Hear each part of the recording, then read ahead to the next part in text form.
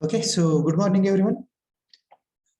In the last lecture, so what we have covered in the last lecture, so that just will take a few review over that. I think we have solved the numericals, okay, on the moment of force. Is it correct? Yes, sir. Yes, sir. बरोबर आहे का आपण numerical solve केले. Now in this lecture, so now next give the heading composition of forces. Composition of forces. Before we'll see the definition of the composition of forces, we'll see the definition of resultant or resultant force also it is called as. Okay. Actually आपलं पहिल्या चॅप्टरचं नाव काय? So resultant of coplanar forces जो आपला चालू आहे. Okay, resultant of coplanar forces. ठीक आहे, तर आता आपण आपल्या चॅप्टरच्या नावाकडे आलोय बघा. Okay, so that we have to see the resultant. First of all, it's actually we have to see the definition of the composition of forces. Okay, so but before that we must know the definition of the resultant force, then we can define the composition of forces. We can define it, but in the definition of the composition of forces we need to use the word resultant or the resultant force also it is called as. ठीक आहे, तर ह्याची definition बघूया आपण. आता एक मी अगोदर एक एक्झाम्पल सांगितलं होतं बघा तुम्हाला. समजा आपल्याला एखादा ऑब्जेक्ट आहे, ठीक आहे, तो काय करायचंय, ढकलायचं आपल्याला किंवा मूव्ह करायचंय. ओके, तर त्याच्यावरती समजा तुम्ही एक फोर्स अप्लाय केला. Okay, suppose you applied the one force F1. समजा ह्याची काहीतरी मॅग्नेट्यूड 50 न्यूटन आहे. समजा जर का मूव्ह नाही झाला तर तुम्ही काय कराल? समजा ह्या अप्लाय केलेल्या फोर्समुळे जर का हा ऑब्जेक्ट जर का मूव्ह होत नसेल, ढकलला जात नसेल, तर ह्या केस मध्ये तुम्ही काय कराल? Another force acts. Extra force. Extra force or the another force you may apply. Okay, suppose here I will add the one more force. समजा दुसरा फोर्स मी इथं ऍड केला, परत समजा 50 न्यूटनचा फोर्स अप्लाय केला. Okay, and suppose because of these two forces now body is going to move in the particular direction or in this direction, in the rightward direction. Is it getting? So what we did here, so first of all we applied the single force on this body, but because of that force, so whatever this body is there, so it doesn't come in the motion condition. So what we did again, then आपण काय केलं, आणखीन एक force apply केला त्याच्यावरती. मग त्याच्यामुळे काय झाली, तर बॉडी ही मोशन कंडिशन मध्ये आली. बरोबर. मग समजा मी याच्या ऐवजी ह्या दोन्ही फोर्सच्या ऐवजी एकच फोर्स जर का अप्लाय केला ज्याची मॅग्निट्यूड 100 न्यूटन आहे, तर हे ऑब्जेक्ट मूव्ह होईल का किंवा ढकललं जाईल? Yes, sir. Yes, sir. Yes. Miss here म्हणजे मी काय करतोय बघा, परत सेम तोच ऑब्जेक्ट आहे.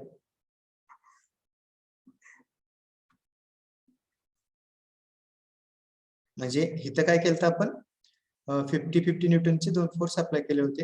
Now here, so what I am doing here, so here I am applying the single force. Okay, एकच फोर्स अप्लाय करतोय, पण त्याची मॅग्निट्यूड किती आहे, तर 100 न्यूटन आहे. ओके, आपल्याला सेम इफेक्ट मिळेल, म्हणजे ह्या केस मध्ये पण बॉडी काय होणार आहे, तर मूव्ह होणार आहे. Is it correct? हे लक्षात आले दोन example? Yes, sir. Yes, sir. Now, so I can call this F. Okay, F is the resultant force. Okay, so this is the resultant force of F1 and F. बघा, ह्या जो काही force आहे का सिंगल फोर्स, हा ह्या फोर्सला मी काय म्हणतो तर रिझल्टंट फोर्स म्हणतोय. कोणाचा रिझल्टंट फोर्स, कोणाचा रिझल्टंट फोर्स, तर ह्या तुमचे जे काही F1 आणि F2 हे जे काही ऍक्ट होत होते का, तर त्यांचा हा काय तर रिझल्टंट फोर्स आहे. मग आता हे कसं आहे तर हॉरिझॉन्टल डायरेक्शन मध्ये, म्हणजे जो काही फोर्स होता तर तो हॉरिझॉन्टल डायरेक्शन मध्ये आपण घेतले होते. मग ते कसे असू शकतात, समजा आता इन्क्लाइंड फोर्स आहे, ओके, हा F1 आहे आणि हा दुसरा काय तर F2 आहे. तर ह्यांचा पण रिझल्टंट फोर्स जर का मला दाखवायचा असेल तर तो कसा असू शकतो, तर कुठेतरी असा याप्रमाणे असणार. ओके, हा काय असेल तर ह्यांचा रिझल्टंट, म्हणजे ह्या केसमध्ये हा जो काय आता रिझल्टंट फोर्स हा R ने दाखवतात. So here this R is the resultant force of the force F1 and F2. Getting it? Means now suppose if we want to define the resultant force, how we can define? So always you have to remember. So resultant force, okay, is the always single force or the only force, you can say that. This resultant force is the single force, okay, which can produce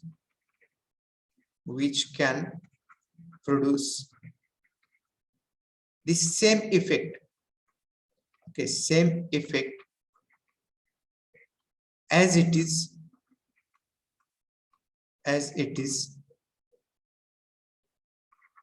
produced by number of forces acting together.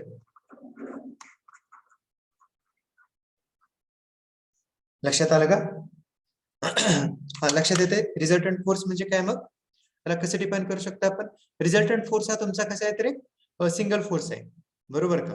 म्हणजे तो same effect produce करतोय. म्हणजे आता ह्या केसमध्ये आता आपण मगाशी एक्झाम्पल घेतलं होतं, बरोबर का? म्हणजे आपण ज्यावेळेस इथे एक फोर्स अप्लाय केला तर त्याच्यामुळे बॉडी मूव्ह नाही झाली. मग त्या ठिकाणी आपण काय केलं, दोन फोर्स अप्लाय झाले तर त्याच्यामुळे ही बॉडी मूव्ह झाली. मग काय केलं आपण, त्याच्या ऐवजी ह्या दोन फोर्सच्या ऐवजी तर एक फोर्स अप्लाय केला की त्याचं वेट किती आहे, फोर्स किती आहे, तर मॅग्निट्यूड किती आहे, 100 न्यूटन. ओके, तर ह्या केसमध्ये आपल्याला हा जो काही एफ आहे का, ह्या एफ ला आपण काय म्हणू शकतो, तर रिझल्टंट फोर्स म्हणू शकतोय. Okay, because what ever this, just a minute. Whatever this the force is there, it gives the same effect. Okay, it gives the same effect as it is produced by the number of forces acting together. म्हणजे हे दोन्ही forces एकत्रितपणे मिळून जेवढा effect देतात किंवा result देतात, तर तेवढा इफेक्ट आपल्याला ह्या एका फोर्समुळे काय होतं तर मिळतोय. तर त्यामुळे तुम्ही हा जो काही हा फोर्स आहे का, जो काही सिंगल फोर्स एफ आहे का, तर त्याला तुम्ही काय म्हणू शकता, तर रिझल्टंट फोर्स हा म्हणू शकता. Getting it? Means it is the single force which can produce the same effect as it is produced by the number of forces acting together. म्हणजे नंबर ऑफ फोर्सेस एकत्रितपणे मिळून जेवढा इफेक्ट दाखवतात, okay, तो जर का इफेक्ट जर का एखादा सिंगल फोर्स दाखवत असेल तर त्या सिंगल फोर्सला आपण काय म्हणतो, तर रिझल्टंट फोर्स म्हणतो. And always resultant will be always single forces. एका फोर्स सिस्टीम मध्ये एकच रिझल्टंट फोर्स असणार, लक्षात ठेवा. एका आता ह्या ठिकाणी समजा हे F1 F2 किंवा आणखीन एखादा इथे फोर्स आहे F3, ओके, हे तीन फोर्सेस आहेत. त्या तीन फोर्सेसचा रिझल्टंट हा एकच असणार. म्हणजे एका फोर्स सिस्टीम मध्ये एकापेक्षा जास्त रिझल्टंट फोर्स असू शकत नाही. Are you getting it? Are you getting the definition of the resultant force? Yes, sir. Yes, sir. Anyone can tell me the definition of the resultant force? It is a single force which can produce the same effect as it is produced by the number of forces acting together. Okay, very good. Anyone else? It is a single force which can produce the same effect as it is produced a number of forces together. Acting together. ठीक आहे. म्हणजे ज्यावेळेस बघा, आता आपण किंवा day to day life मध्ये अशी काही एक्झाम्पल्स बघत असतो बघा. एखादा हेवी ऑब्जेक्ट, एखादा खूप हेवी ऑब्जेक्ट आहे, जर का आपल्याला त्याला मूव्ह करायचं असेल, ओके, आपण हे शेतामध्ये वगैरे पण बघतो. एखादं जुने इंजिन असेल किंवा एखादा काय तर मोठा ब्लॉक असेल काय तर, किंवा एखादा लाकडी ठोकळा असेल काय असेल, तर त्याला काय कसं ओढलं जातं, थोडं जनरल ह्याच्याकडे येऊ आपण. कसं ओढलं जातं, काय करता? मग एकाने तर तुडकलं जात नाही, मग काय केलं जातं? जास्त माणसं घेऊन. हा बरोबर का, म्हणजे खूप जण ते ओढत असतात त्याला. आणि जर का आपण ते फोर्सच्या फॉर्म मध्ये घेऊया, म्हणजे जर काय ते बघितलं, असे नंबर ऑफ पर्सन्स त्या ठिकाणी ओढत असतात, बरोबर आहे का, ह्याप्रमाणे ओढत असतात. मग आता माझा एक प्रश्न आहे बाबा, की आता एवढे जण ह्या ठिकाणी ह्याला ओढत असतात, आपण त्याला फोर्सेस कॉल करूया. ओके, मग असं होतं का कधी की फक्त ह्या F1 ने फोर्स लावलाय, त्यानंतर थोड्या वेळाने F2 ने लावलाय, आणि त्या थोड्या वेळानंतर F3, आणि शेवटी F1, हे अशा प्रमाणे फोर्स अप्लाय करतात का? No, नाही. sir. नाही. कसा फोर्स अप्लाय होतो? Together. At the same Acting- time. हा, ऍट द सेम टाइम, बरोबर. म्हणजे एकाच वेळेस, ओके, एकाच वेळेस ह्यांचा जो काही इफेक्ट आहे, म्हणजे कंबाईन जो काही इफेक्ट आहे तो एकाच वेळेस ऍक्ट व्हायला पाहिजे याच्यावरती, तरच हे काय होऊ शकतं, तर मूव्ह होऊ शकते, बरोबर. म्हणजे थोडक्यात ह्याचा अर्थ काय होतो माहिती आहे का, की तुम्ही ह्या ठिकाणी किती 3-4 असू दे, 10 जण असू द्या, एवढे फोर्सेस तुम्ही ह्याच्यावरती अप्लाय करताय, पण हे जे काही बॉडी आहे किंवा जे काही इंजिन आहे, जे काही ऑब्जेक्ट आहे, ओके, त्याच्यासाठी किती फोर्सेस असतील, त्याच्यासाठी ह्याच्यासाठी किती फोर्सेस येतील? 1. एकच आहे ना, पण बरोबर आहे Yes, का. sir. म्हणजे हा ऑब्जेक्ट हा मूव्ह होतोय, कधी होतोय, ह्याच्यावेळेस त्यांचा कंबाईन फोर्स ह्याच्यावरती ऍक्ट होईल. म्हणजे ह्या बॉडीसाठी तुम्ही किती जणांनी ही फोर्स अप्लाय केला, तर ह्याच्यासाठी तो काय असतो, तर एक सिंगल फोर्सच असतो, बरोबर आहे का. ह्याच्यासाठी काय असणार आहे, तर तो सिंगल फोर्सच असणार आहे. आपण काही म्हणू की आपण एवढ्या जण एवढे फोर्स लावले, एवढे फोर्स अप्लाय केले, पण ह्या ठिकाणी जो काही ऑब्जेक्ट आहे, तर त्याच्यासाठी तो कायम एक सिंगल फोर्स म्हणूनच राहत असतो. ओके, सो म्हणजे काय लक्षात येते रिझल्टंटची definition, it is the single force which can produce the same effect as it is produced by the number of forces acting together. Okay, now so we have to see the definition of the composition of forces. If you are getting the definition of the composition of forces, if you are getting the definition of resultant force, then definitely you will get the definition of the composition. आपण resolution मध्ये काय केलं होतं, पण सांगेल का? आपण resolution मध्ये काय करतो? एक फोर्सला रिझॉल्व करतो त्याच्या कंपनी. म्हणजे आपण एकाचे अनेक फोर्स. हा, एकाचे अनेक, किंवा जर का ते परपेंडिक्युलर रिझोल्युशन म्हणजे परपेंडिक्युलर कंपाऊंड मध्ये रिझोल्युशन असेल, तर एक फोर्स आहे, तर त्याचे आपण 2 फोर्स मध्ये स्प्लिट करतो, Fx Fy. ओके, म्हणजे जर का आपल्याला रिझोल्युशन परपेंडिक्युलर कंपाऊंड मध्ये करायचं असेल, तर एका वेळी 2 होऊ शकतात, पण जर का नॉन परपेंडिक्युलर असेल तर 2 पेक्षा जास्त होऊ शकतात. म्हणजे थोडक्यात काय करत असतो आपण रिझोल्युशन मध्ये, एक फोर्स हा काय करतो, स्प्लिट करतो, बरोबर का, नंबर ऑफ कंपोनेंट्स मध्ये किंवा नंबर ऑफ फोर्सेस मध्ये. ह्याच्या एक्झॅक्टली अपोजिट कंपोजिशन आहे, समजते का.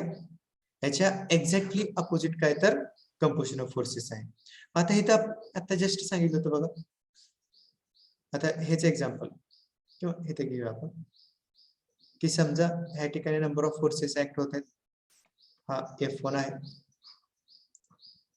हा F2 आहे, आणि हा F3 आहे. आता आपल्याला काय पाहिजे, ह्यांचा एकत्रित इफेक्ट दाखवणारा फोर्स पाहिजे. लक्षात आलं काय सांगतोय मी, F1 F2 F3 ह्यांचा एकत्रित इफेक्ट दाखवणारा एक फोर्स पाहिजे. मग त्या फोर्सला आपण काय म्हणतो, composition of resultant of force. त्या फोर्सला आपण काय म्हणतो, तर रिझल्टंट फोर्स म्हणतो. Are you getting it? Yes, sir. Yes, sir. जो काय आपल्याला मिळतोय फोर्स, त्याला काय म्हणतो आपण, रिझल्टंट फोर्स म्हणतो. Okay, and composition means what, composition म्हणजे काय, the process of finding out the resultant of given force system is non as a composition. म्हणजे काय, process of, okay, of finding out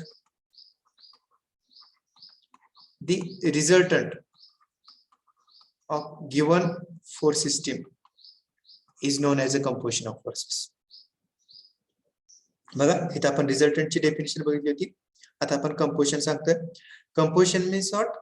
the process of finding out the resultant of given force system is non as a composition of forces.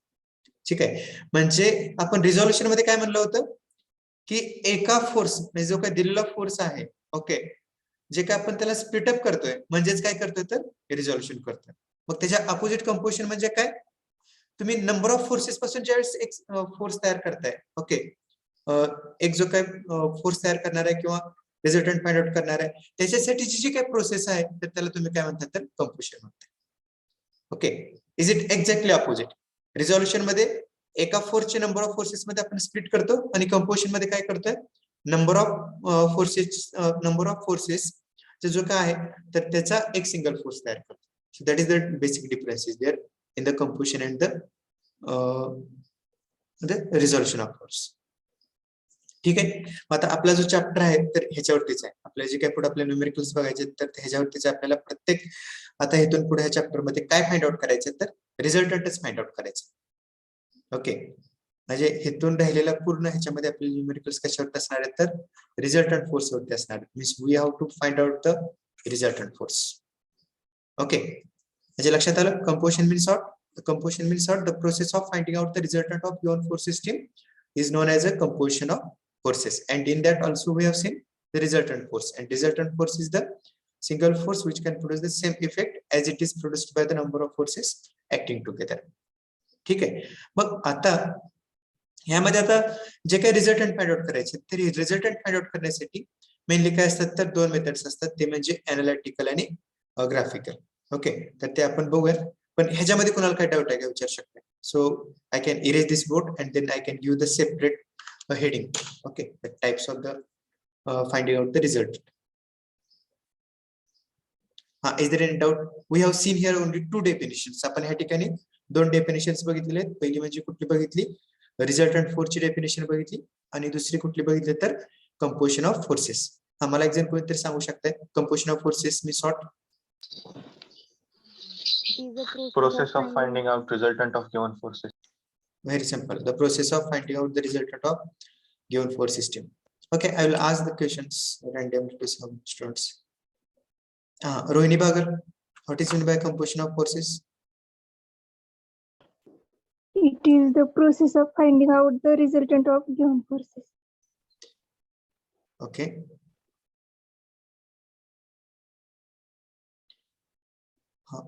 I think Aryan Kohli. Yes, sir. Tell me the composition of forces. It is the process of finding out of R of given forces. तर ते सांगा.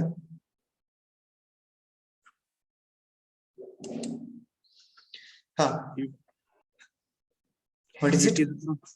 It is a process of finding out of R of given forces. R म्हणजे काय?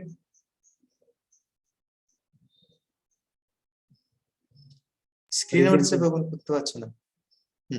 काय? The process of finding out the resultant of given force system is known as a composition of forces. Okay. Now in this means in case of the composition of forces, okay, there are the two methods are basically by using which we can find out the resultant, that is the analytical and the graphical. Okay, so we have to move this. Okay, so shall I erase it? कुणाला काही doubt नाही यामध्ये असेल तर विचारू शकता. No, sir. No, sir.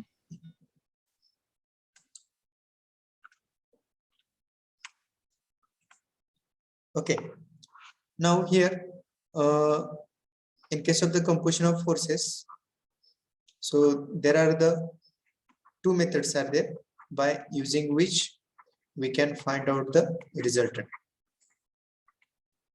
मग त्यामध्ये फर्स्ट कुठले आहे तर analytical method. Okay, and second one is the graphical method.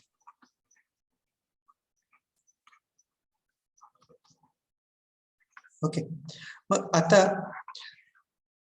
ग्राफिकलची method आहे. तर आपल्याला जे काही थिअरी एक्झाम म्हणजे जे काही होणार आहे तर त्यामध्ये तर हे विचारत नाहीत. ओके, न्यूमेरिकल्स त्याच्यावरती विचारत नाही. आपण मला आठवतं का म्हणजे तुम्हाला मी सांगितलं होतं की प्रॅक्टिकलला ग्राफिकल प्रॉब्लेम्स आहेत. आपले जे काही एक्सपेरिमेंट आहेत का म्हणजे आपण तुम्हाला हे म्हणलं होतं बघा तुमचं ESA सॉरी तुमचं ICA. ओके, ICA मध्ये इंटरनल कंटिन्युअस असेसमेंट जे काही एक्सपेरिमेंट आहे तर त्यामध्ये तुमचं आय थिंक पार्ट B होता बघा की ज्यामध्ये आपल्याला ग्राफिकल मेथडवरती न्यूमेरिकल्स असतील. ओके, मग आपल्याला ह्याची जे काही थिअरी असेल ग्राफिकल मेथडची तर त्याच्यावरती क्वेश्चन्स तुम्हाला म्हणजे आपली जी काही एक्झाम होणार आहे तर त्याच्यावरती असू शकतात पण न्यूमेरिकल नसणार आहेत. ओके, मग सध्या आपण काय बघणार आहे तर अनालिटिकल मेथड आणि ग्राफिकल मेथडची थिअरी बघणार आहे पहिल्या चॅप्टर मध्ये. Okay, now in case of the analytical methods. Okay, so again there are 2 methods are there. आता ह्यामध्ये परत 2 मेथड्स आहेत. That is the trigonometric method. Trigonometric method and second one algebraic method. Okay, first one is the trigonometric method in which we are using the concept of law of parallelogram of forces. ह्यामध्ये आपण law of parallelogram use करतो. Okay, is by using this law we are finding the resultant. Okay, and in case of the algebraic method we are using the concept of method of resolution जे आपण अगोदर बघितलेलं आहे. Okay, ह्यामध्ये आपण काय use करतो तर मेथड ऑफ रिझोल्युशन यूज करतो. ओके, बघा आता ह्याच्यावरती आपली MCQ क्वेश्चन्स वगैरे कसे विचारतात बघा. तर त्यासाठी हे महत्त्वाचं आहे. This in analytical method 2 methods, trigonometric method and algebraic method. Now, when to use trigonometric method and when to use the algebraic method. Okay, when you want to find out,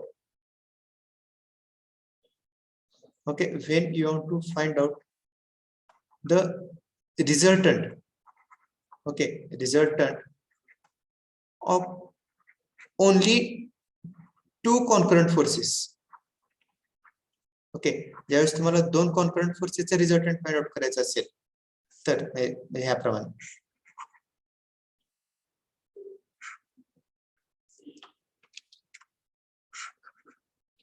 suppose this is the F1 but you can use PQ anything. जर का ह्या 2 फोर्सेसचा resultant तुम्हाला find out करायचा असेल तर त्यावेळेस तर तुम्ही काय यूज करू शकता तर ट्रिग्नोमेट्रिक मेथड यूज करू शकता.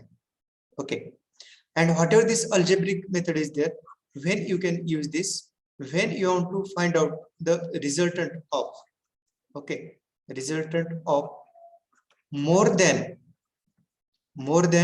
2 concurrent forces. बघा हे कधी यूज करतो आपण ज्यावेळेस आपल्याला 2 पेक्षा जास्त कॉन्करंट फोर्सेसचा जर का रिझल्टंट फाइंड आउट करायचा असेल.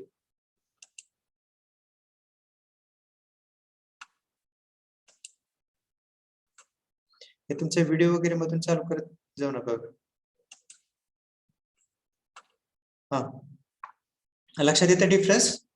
What is the difference between that trigonometric method and algebraic method, or when to use trigonometric method and when to use the algebraic method? Okay, first thing is that in case of trigonometric method, so we are using the law of parallelogram, and in case of algebraic method, we are using the method of resolution. Okay, and when we are using this trigonometric method, when we have to find out the resultant of only 2 concurrent forces, okay, at that time we are using trigonometric method. And when we are using algebraic method, when we have to find out the resultant of more than 2 concurrent forces, at that time we are using this algebraic method.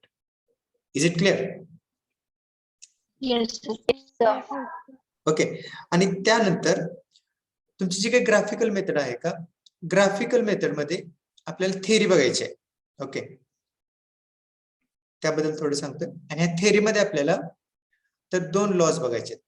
मग त्यामध्ये पहिलं काय, so triangle law of forces. Okay, triangle law of forces. And second, polygon law of forces. हे theory मध्ये आहेत, ह्यांच्यावरती काय numericals वगैरे नाहीत, ह्यांचा थिअरी पार्ट आपल्याला स्टडी करायचा आहे. ओके, मग जसं अनालिटिकल मध्ये आहे, जसं आपण बघितलं ट्रिग्नोमेट्रिक मेथड आणि अल्जेब्रिक मेथड, सेम कन्सेप्ट या ठिकाणी ऍप्लिकेबल आहे. म्हणजे when to use triangle law of forces and when to use the polygon law of forces. Can anyone tell me? तुम्ही सांगू शकता बघा, थोडा विचार केला तर. सेम आहे म्हणजे अनालिटिकल मेथड. ओके, तर त्यासाठी सेकंड मेथड ग्राफिकल, म्हणजे सेम प्रॉब्लेम तुम्ही काय करू शकता, ग्राफिकल मेथडनी सॉल्व्ह करू शकता, असा त्याचा अर्थ होतो. हा कोण सांगेल बरं, ट्रायंगल लॉ आणि पॉलिगॉन लॉ म्हणजे आपण कधी यूज करत असेल तर just time asking, otherwise I'm going to tell. Sir, दोन कॉन्करंट फोर्सेसचा रिझल्टंट काढायचा असेल तर ट्रायंगल लॉ, आणि दोन पेक्षा जास्त फोर्सेसचा रिझल्टंट काढायचा असेल तर पॉलिगॉन. Absolutely correct. त्यामध्ये फक्त एक काय नाव तुमचं, गोपाळ मधनी. ओके, एक फक्त त्यामध्ये वर्ड ऍड करतोय मी, म्हणजे ग्राफिकली जर का तुम्हाला दोन, ग्राफिकली हा वर्ड इम्पॉर्टंट आहे. जर का ग्राफिकली तुम्हाला दोन कॉन्करंट फोर्सेसचं जर का रिझल्टंट फाइंड आउट करायचं असेल तर ट्रायंगल लॉ यूज करणार आपण. आणि जर का तुम्हाला ग्राफिकली दोन पेक्षा जास्त कॉन्करंट फोर्सेसचं जर का रिझल्टंट फाइंड आउट करायचा असेल तर त्यावेळेस तुम्ही काय यूज करणार, तर polygon law of forces use करणार. Is it getting it? लक्षात येते का? Yes, sir. हा, Yes, sir. त्या पर्टिक्युलर वेळेस आपण ज्यावेळेस ग्राफिकल मेथड बघू तर त्यावेळेस आपण हे सगळं डिटेल मध्ये स्टडी करू. What is triangle law of forces, polygon law of forces, we are going to study it. So right now we can proceed for the trigonometric method.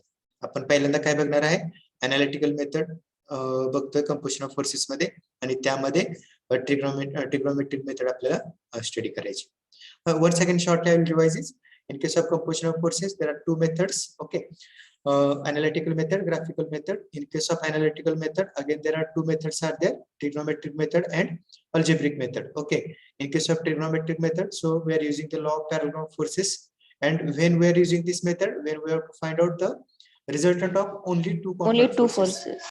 Okay, and algebraic method, in which we are using the concept of method of resolution. Okay, and when we are going to use this method, where we have to find out the resultant of only two concurrent forces. At that time only we can use this algebraic method. Okay, this is about the analytical method.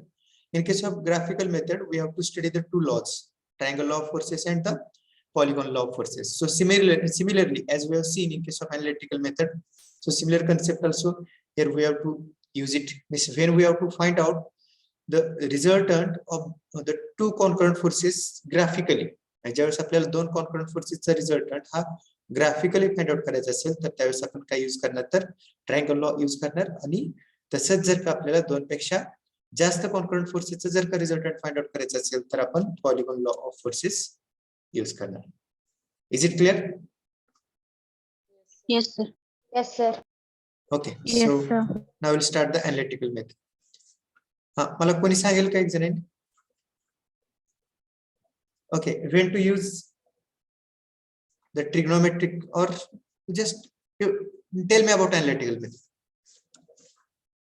Tell me about analytical method.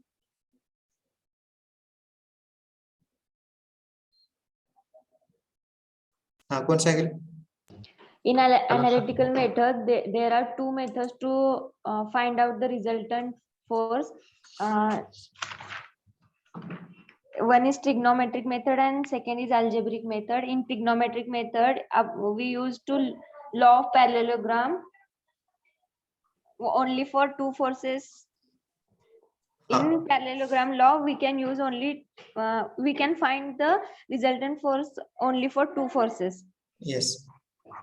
In algebraic method, we use method of resolution. In that, we can use more. We can find the resultant force more than two forces. We can find out the resultant of more than two concurrent forces. Okay, very good. And what about graphical method? Will you tell me now?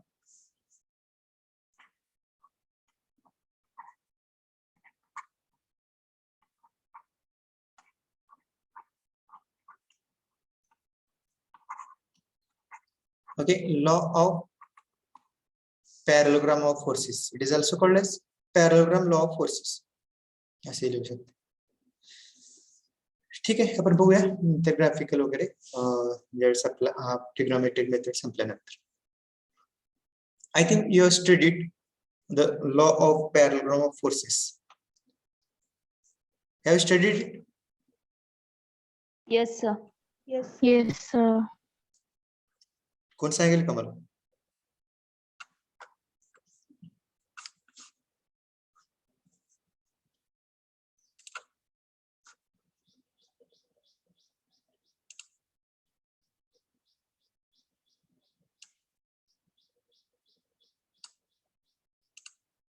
Yes.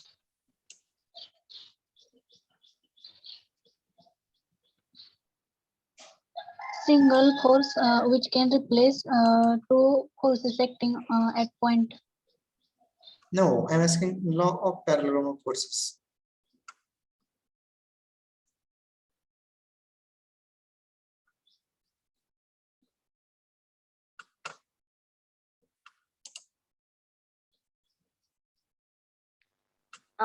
Law of parallelogram of forces is also used to find the resultant with the help of drawing perpendiculars on the given vectors.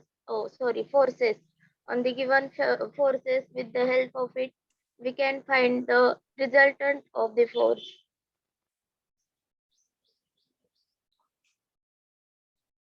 But Hello. what is my question?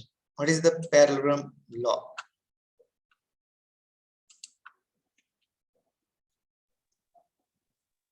जर पॅरलोग्रामच्या to adjacent साइडला जर force consider केलं तर त्यांचा resultant त्याचा diagonal येतो. परत सांगा. जर थोडस दोन इकडे ऍडजस्ट थोडे शब्द इकडे तिकडे झाले तुमचे. Otherwise it's good try. त्यांच्या साइडचा स्क्वेअर केला तर तो इज इक्वल टू डायगोनलचा स्क्वेअर असेल.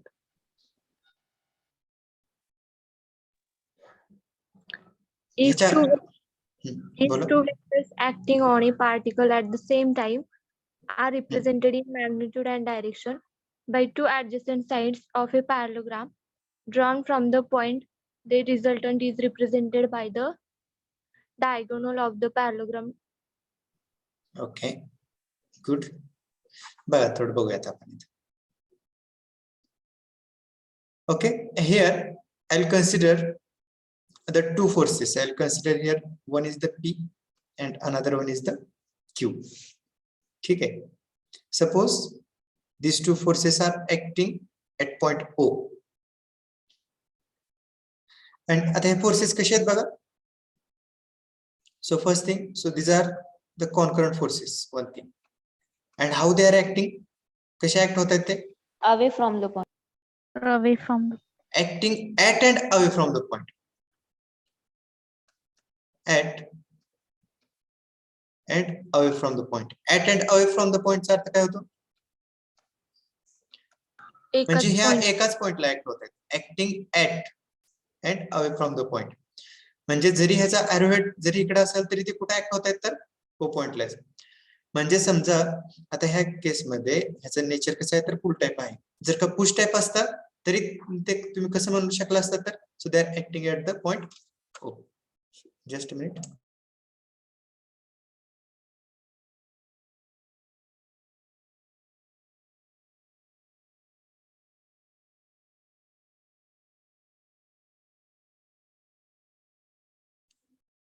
हा म्हणजे हे जे काही दोन फोर्सेस आहेत so these are the two concurrent forces are acting at away from the point.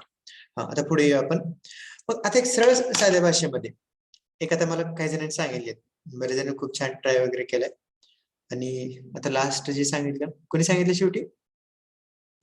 कारण Nikita. Okay, what your statement is the correct. ते बघूया आपण थोडं आता. म्हणजे जर का दोन कॉन्करंट फोर्सेस, म्हणजे आता इथं दोन कॉन्करंट फोर्सेस मी घेतलेले आहेत. कुठले घेतलेत? पी आणि क्यू हे दोन कॉन्करंट फोर्सेस घेतले. ओके, हे जर दोन कॉन्करंट फोर्सेस, ओके, आपण एखाद्या पॅरलोग्रामच्या दोन साइडने जर का दाखवू शकत असेल, ओके, तर त्यावेळेस त्या पॅरलोग्रामचा डायगोनल हा काय रिप्रेझेंट करेल, तर रिझल्टंट रिप्रेझेंट करेल. कोणाचा रिझल्टंट रिप्रेझेंट करेल, तर त्या दोन कॉन्करंट फोर्सेसचा. समजा आता मी समजा इथे एक पॅरलोग्राम ड्रॉ करतो. ओके, हिअर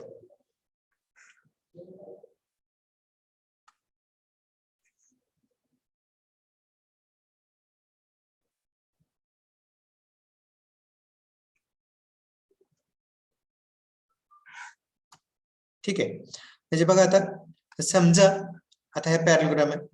समजा हे जे काही दोन फोर्सेस आहेत ह्या पॅरलोग्रामच्या दोन साइडने काय करतो तर दाखवतात. जर पी आणि दुसरं म्हणजे काय तर येतं क्यू. तर मी काय सांगितलं, जर का अशा प्रमाणे दोन कॉन्करंट फोर्सेस आपण एखाद्या पॅरलोग्रामच्या ऍडजस्टंट साइडने जर का दाखवू शकत असेल, तर त्यावेळेस जो काय पॅरलोग्रामचा जो काय डायगोनल असेल का, कुठला डायगोनल, हा डायगोनल काय रिप्रेझेंट करेल, तर ह्या दोन फोर्सेसचा रिझल्टंट रिप्रेझेंट करेल. कुठल्या दोन फोर्सेसचा, पी आणि क्यू, ह्या दोन फोर्सेसचा रिझल्टंट रिप्रेझेंट करेल. Is it getting it? लक्षात येते का? ह्यासाठी आपल्याला Yes, sir. स्टेटमेंट वगैरे आपल्याला बघायचं आहे. It's a very simple statement is there. Means if two forces are acting at and away from the point, then it can be represented in magnitude and direction. म्हणजे आता हे एक add होतात बघा. म्हणजे ज्यावेळेस आपण म्हणतोय की या ठिकाणी हे जे काही दोन फोर्सेस आहेत आपण त्या पॅरलोग्रामच्या दोन साइडने दाखवतोय, तर त्यावेळेस त्याचे आपण मॅग्निट्यूड पण दाखवत असतो आणि डायरेक्शन पण दाखवत असतो. Okay, means what you can say that if two concurrent forces are acting at and away from the point, then it can be represented in magnitude and direction by the two adjacent sides of this parallelogram. Then the diagonal of that parallelogram will represent the resultant of that two forces in magnitude and direction. म्हणजे जर का हे दोन forces आपण एखाद्या एखाद्या पॅरलोग्रामच्या दोन adjacent साइडने जर का रिप्रेझेंट करू शकत असेल, तर त्यावेळेस त्या पॅरलोग्रामचा डायगोनल काय रिप्रेझेंट करेल, तर रिझल्टंट रिप्रेझेंट करेल. कोणाचा रिझल्टंट, तर त्या दोन forces. Okay, is it getting it? Yes. आपल्याला ह्याचा ऍक्च्युअली Yes, प्रूफ sir. बघायचं आहे. मला वाटतं तुम्ही हे स्टडी केलंय ना, हे मला वाटतं डिराइव्ह पण केलं असेल. हा फॉर्म्युला असतो बघा, आर इज इक्वल टू. तर ते वेक्टर मध्ये होतं. अच्छा, म्हणजे कसं होतं वेक्टर, म्हणजे मला वाटतं हा फॉर्म्युला. मग इथे फोर्सेस फक्त चेंज होऊ शकतात. इथे F1 F2 असू शकतात. I think you might have been seen this. R is equal to square root of P square plus twice P Q cos theta plus q square. Have you studied this? Yes, sir. Yes, sir. Yes, sir. ठीक आहे, ह्याचा आपल्याला proof बघायचंय. ते आता start करून होणार नाही, कारण त्याला वेळ लागेल. ओके, तर तुम्ही काय करू शकता माहिती का, तोपर्यंत एक स्केच ड्रॉ करू शकता. I will share the 1 year sketch, so just wait.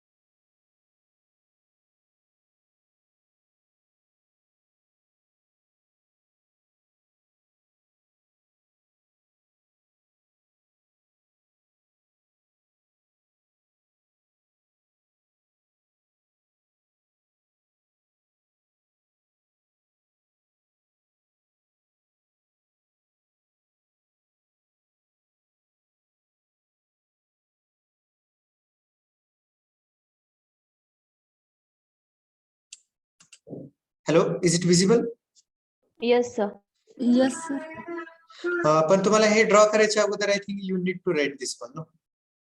हे तुम्हाला नोट डाऊन करावं लागेल. then you will able to draw the sketch किंवा मग ते स्पेस तर ठेवावं लागेल. सर टीचिंग डायरी मध्ये सेंड करा ना. Okay, today definitely. मला एकदा so at the evening you just remind me, so I'll update it. Okay, sir. He sketch draw करायचे. So meanwhile you can take a screenshot also. तोपर्यंत screenshot पण घेऊ शकता.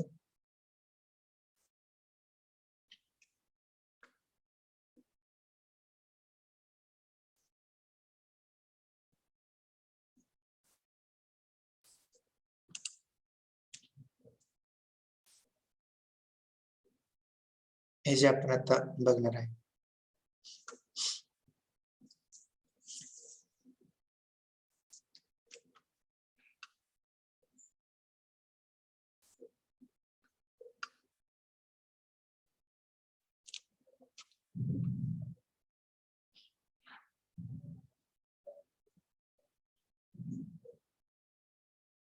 हा, हॅलो. Hello, sir. हा, थोडं लक्ष द्या. आपण थोडंसं डिस्कस करूया. मला वाटतं खूप सिंपल आहे. बघा जमतंय का? तर आपण घेणारच आहे, ट्राय करू शकताय. म्हणजे आता काय केलंय, मग अशा आपण 2 कोर्सेस दाखवले होते बघा. राईट हिअर किंवा या ठिकाणी बघा, हे पी आणि क्यू काय केलं, जे काही 2 फोर्सेस आहेत आपण ह्या पॅराग्रामच्या 2 ऍडजस्टंट साइडने दाखवलेत आणि त्यानंतर इथे एक पॅराग्राम तयार केलाय. ओके, आणि त्याच वेळेस या ठिकाणी हा जो काही सी आहे तर सी पासून एक परपेंडिक्युलर टाकलाय त्याच्यावरती, तर ह्या फोर्स पीच्या लाईन ऑफ ऍक्शन वरती असा एक परपेंडिक्युलर टाकलेला आहे. ओके, मग ह्या ठिकाणी एक ट्रायंगल तयार होतो. पहिल्यांदा कुठला ट्रायंगल तयार होतो? ADC.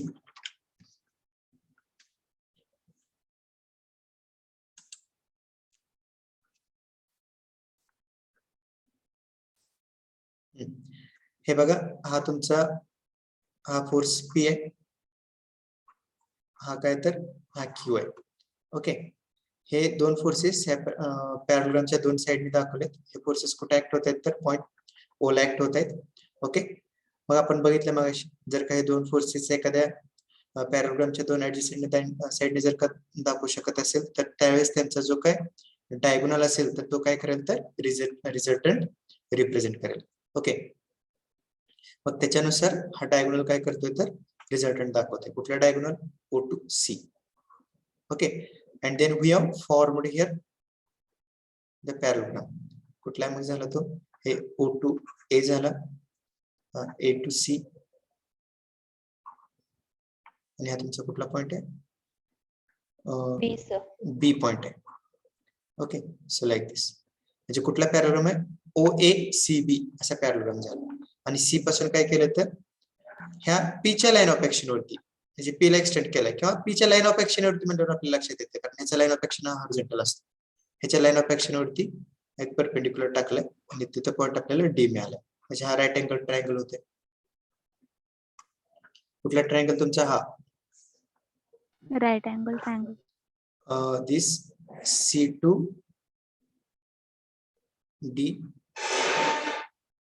A and then here this one. हा ट्रायंगल तयार झाला. ओके, मग इथं पुढं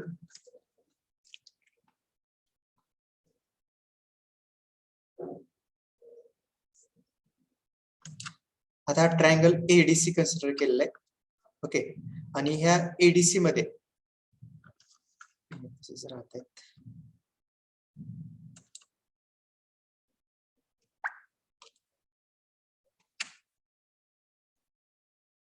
ओके, ह्या ADC मध्ये त्या 2 साइड फाइंड आउट केलेत. कुठल्या? तर तुमची AD आणि CD हे साइड मिळवलेले आहेत. ठीक आहे, सो दिस वन AD आणि CD ह्या 2 साइड मिळवलेत. आणि त्यानंतर काय केलंय, ह्या 2 साइड मिळवल्यानंतर पूर्ण ट्रायंगल कन्सिडर केला, म्हणजे हा ट्रायंगल कन्सिडर केलेला आहे कुठला, ओडीसी. पहिल्यांदा आपण एडीसी कन्सिडर केला आणि ह्यामध्ये साइन कॉस यूज करून एडी आणि सीडी हे मिळवले, आणि त्यानंतर पूर्ण कन्सिडर केला कुठला, ओडीसी हा राईट अँगल ट्रायंगल कन्सिडर केला आणि ह्यामध्ये पायथागोरस थेरम यूज केला. ओके, मग तो पायथागोरस थेरम यूज केल्यानंतर काय येतं, OC square is equal to OD square plus CD square. आणि ह्यामध्ये जे आपल्याला मिळालं होतं का, मग जो काय ओडी आहे हा ओडी स्प्लिट केलाय, म्हणजे ओडी म्हणजे काय, तर ओए आणि एडीचं कॉम्बिनेशन आहे, ते स्प्लिट केलंय. मग त्यामध्ये ओएपी रिप्रेझेंट करतो, एडी आपण इथं कॅल्क्युलेट फाइंड आउट केलेलं आहे क्यू कॉस थिटा, आणि सीडी पण केलेलं आहे क्यू साइन थिटा. हे सगळं पुटअप केलंय. हे सगळं पुटअप केल्यानंतर आपल्याला ह्यामध्ये OC square is equal to P square plus twice P Q cos theta plus Q square मिळतं, आणि ओसी आर रिप्रेझेंट करत असतो, त्याच्यावरून आपल्याला हा आर मिळतो.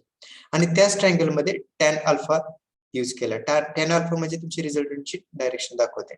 मग सीडी आपण ओडी येते, मग tan alpha is equal to काय नंतर क्यू साइन थिटा जो सीडी असतोय, आणि ओडी म्हणजेच काय, ओए प्लस ईडी, मग त्यामध्ये P plus Q cos theta आपल्याला मिळतो. ठीक आहे, आणि शेवटी alpha is equal to tan inverse of Q sine theta divide by P plus Q cos theta. ठीक आहे, हे आपण बघूया पुढल्या लेक्चरला. It's simple, you can try it, otherwise we'll see to the next lecture. ठीक आहे. Yes. Yes, sir.